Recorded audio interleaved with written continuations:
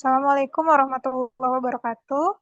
We are from Group 9, Discourse Analysis and Translation. We are going to explain about semiotic dimension. There is a table of contents. There are texture and textuality in translation, and textual scale and translation units.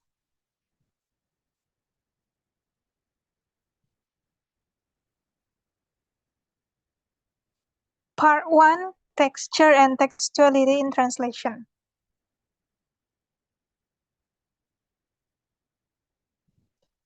Semiotic dimension represents the relationship between concept, terms, and language. For example, as shown in Figure 1, the concept of the word net scene set corresponds to a machine that is able to perform calculation automatically, and one of the terms associated with this concept is computer. Texture and textuality in translation. Texture is the experience quality of textuality. Textuality is the outcome of the workings of shared cognitive mechanics, evidence in text and readings. The three basic domains of textuality are texture, structure, and context. The term texture covers the various devices used in establishing continuity of sense and thus making a sequence of sentences operational. And this part will be read by Syafana.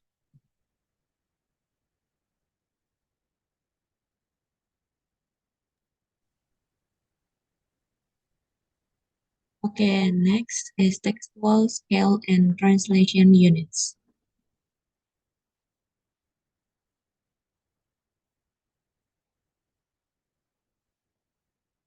Textual scales unit is terdiri dari clause, sentence, word, and text.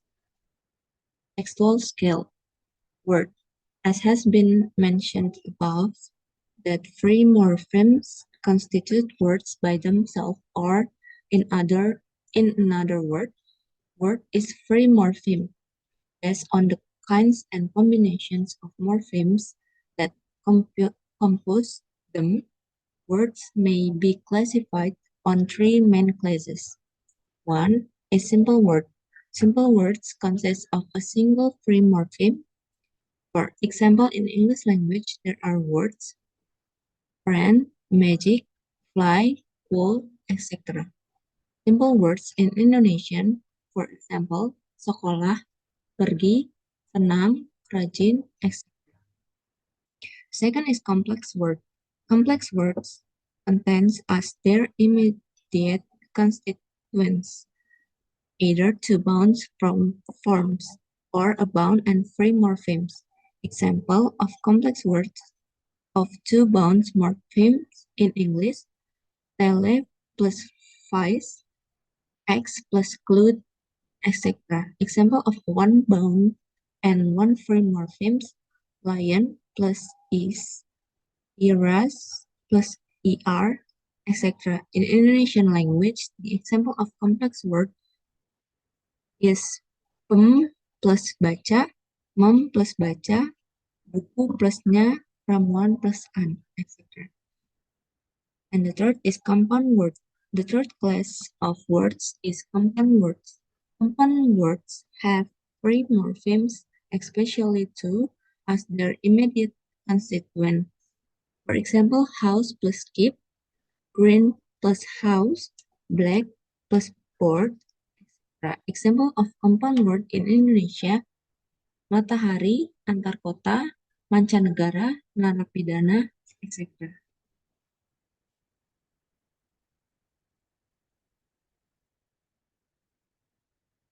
Textual scale number 2 is clause. A clause is a group of words that contains a subject and predicate and that is used as a part of a sentence. Independent clause is a complete sentence. It contains the main subject and verb of a sentence. It is also called a main clause. A dependent clause is not a complete sentence. It must be connected to an independent clause. During they are part of sentence, there are three kinds of dependent clause. First is noun clause. Noun clause is a clause that does the work of a noun. A noun clause can function either as subject or object. Example where noun clause functions as a subject, where we have to meet will be informed tomorrow. Why harmony has to go is none of my business. The second is adverb clause. Adverb clause is a clause that does the work of an adverb. For example, in the sentence, Miss Emilia came to my house when I was doing my homework. The clause when I was doing my homework explain the verb came. The third is adjective clause.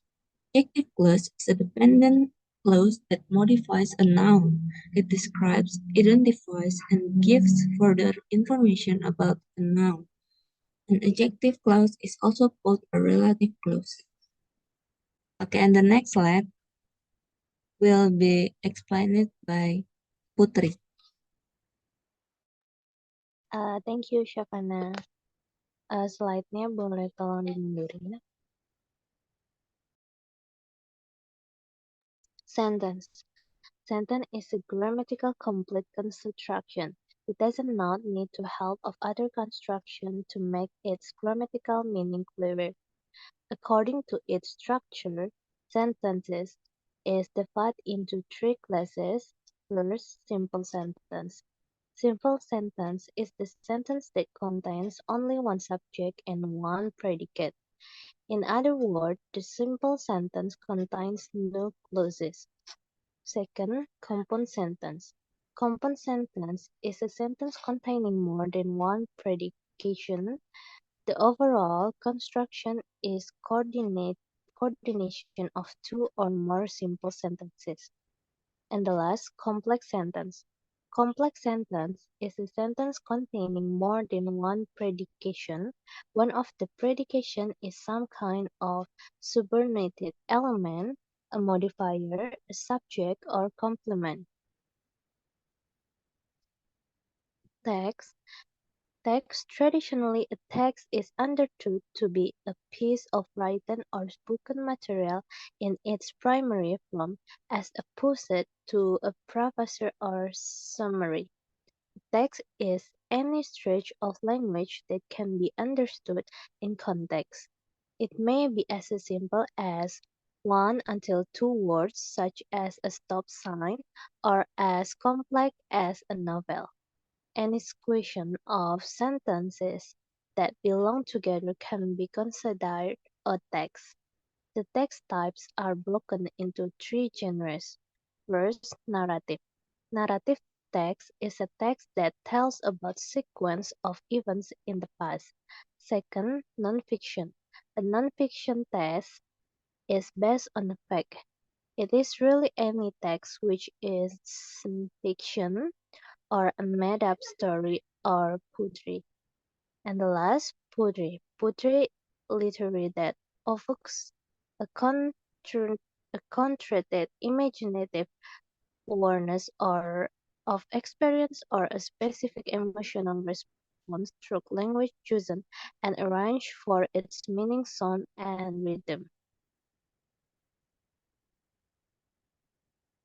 In the field of translation, a translation unit is a segment of a text which the translator treats as a single cognitive unit for the purposes of establishing an equivalence.